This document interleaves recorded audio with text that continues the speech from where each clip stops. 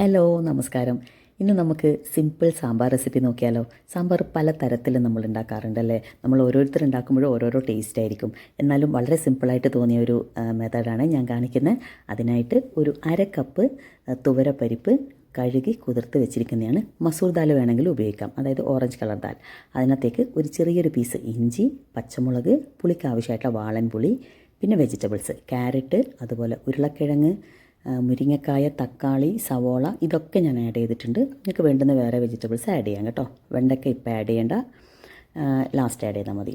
അതിനകത്തേക്ക് ഒരു കട്ടക്കായും കുറച്ച് മഞ്ഞൾ, പിന്നെ ആവശ്യത്തിനുള്ള ഉപ്പ് ഒക്കെ ചേർത്ത് സ്ലോ ഫ്ലെയിമിൽ ഒരു വിസിലടിക്കണം കേട്ടോ. അപ്പോഴേക്കും നമുക്ക് വറവിൻ്റെ കാര്യങ്ങളൊക്കെ റെഡിയാക്കാം. അപ്പം നമ്മുടെ വെജിറ്റബിൾസൊക്കെ നന്നായിട്ട് വെന്തിട്ടുണ്ട്. ഒരു വിസിലൂടെ അടിച്ചാൽ നമ്മുടെ മുരിങ്ങക്കായെ കാണില്ല കേട്ടോ. അപ്പോൾ അതുകൊണ്ട് ഒറ്റൊരു വിസിൽ മതി. അപ്പോൾ നമ്മുടെ വെളിച്ചെണ്ണയിലേക്ക് കടുക്, അതുപോലെ തന്നെ ഉലുവ, വറ്റൽമുളക്, ചെറിയ ഉള്ളി, അതുപോലെ വെണ്ടക്ക ഇതൊക്കെ ഒന്നിട്ട് നന്നായിട്ട് മിക്സ് ചെയ്തിട്ട് ഒന്ന് അടച്ച് വെക്കണം കേട്ടോ. അടച്ച് വെക്കുമ്പോൾ നന്നായിട്ടത് സോഫ്റ്റായിട്ട് വരും. അപ്പോഴേക്കും നമുക്ക് കുറച്ച് നല്ല ജീരകം റോസ്റ്റ് ചെയ്തെടുക്കാം കേട്ടോ. റോസ്റ്റ് ചെയ്ത് പൊടിച്ച് വെക്കണം. പിന്നെ നമ്മുടെ സാമ്പാറിന് വേണ്ടുന്ന മസാലകളില്ലേ, അതായത് മല്ലിപ്പൊടി, മുളക് പൊടി, മഞ്ഞൾപ്പൊടി ഇതൊക്കെ ഒരു കൈക്കണക്കാണ് കേട്ടോ ഞാൻ ഇട്ടിരിക്കുന്നത്. നിങ്ങൾ അതിനനുസരിച്ചിട്ട് നമുക്ക് എത്ര അളവ് സാമ്പാർ വേണോ അതിനനുസരിച്ചിട്ട് കുറച്ച് മാറ്റങ്ങളൊക്കെ ഇതിൽ വരും കേട്ടോ.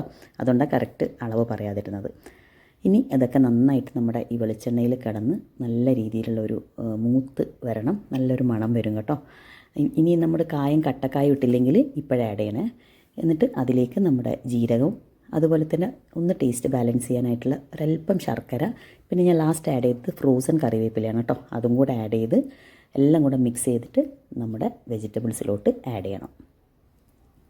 നോക്കിയേ, എല്ലാം നല്ല മിക്സായി ആവശ്യത്തിന് വെള്ളമൊക്കെ ഒഴിച്ച് ഉപ്പൊക്കെ നോക്കുക. ഇനി അല്പം മുളക് അല്ലെങ്കിൽ എരിവ് കുറവാണെങ്കിൽ നമുക്ക് കുറച്ചൊരു കുരുമുളക് പൊടി ഇട്ട് കൊടുക്കാം കേട്ടോ. നല്ല സൂപ്പർ ടേസ്റ്റി ആയിട്ടുള്ള സാമ്പാർ റെഡി ആയിട്ടുണ്ട്. അപ്പോൾ സൂപ്പർ ടേസ്റ്റി ആയിട്ടുള്ള നല്ല ഫ്ലേവേർഡ് ആയിട്ടുള്ള സാമ്പാർ ഇസ് റെഡി. അപ്പോൾ നോക്കിയേ, സാമ്പാറിൻ്റെ മണം അടിച്ചതുകൊണ്ടാണെന്ന് തോന്നുന്നു. Look at this, dosa is getting ready. വളരെ തിന്നായിട്ട് വേണം നമ്മൾ ഈ ദോശ ഉണ്ടാക്കാൻ കേട്ടോ. എന്നിട്ടൊന്ന് അടച്ച് വെക്കുക. അപ്പോഴേക്കും ദോശ നല്ല മൊരിഞ്ഞ് വരും. അതിൻ്റെ മേലെ കുറച്ച് നെയ്യൊന്ന് തൂവി കൊടുക്കുക. വിത്തൗട്ട് ഫ്ലിപ്പിംഗ് നേരെ പ്ലേറ്റിലോട്ട് മാറ്റുക. പിന്നെന്താ, ഒന്നും നോക്കാനില്ല, കുറച്ച് സാമ്പാർ എടുത്ത് ദോശയുടെ അടുത്തേക്ക് വെക്കുക. ഈ ഒരു അടാറ് കോമ്പിനേഷൻ ഇഷ്ടമല്ലാത്ത ആരെങ്കിലും ഉണ്ടോ? നോക്കിക്കേ, ഇല്ലേ, ഈ ദോശ സാമ്പാറിനെ വെല്ലാനുള്ള ഏതെങ്കിലും ഒരു ബ്രേക്ക്ഫാസ്റ്റ് ഒന്ന് പറഞ്ഞ്.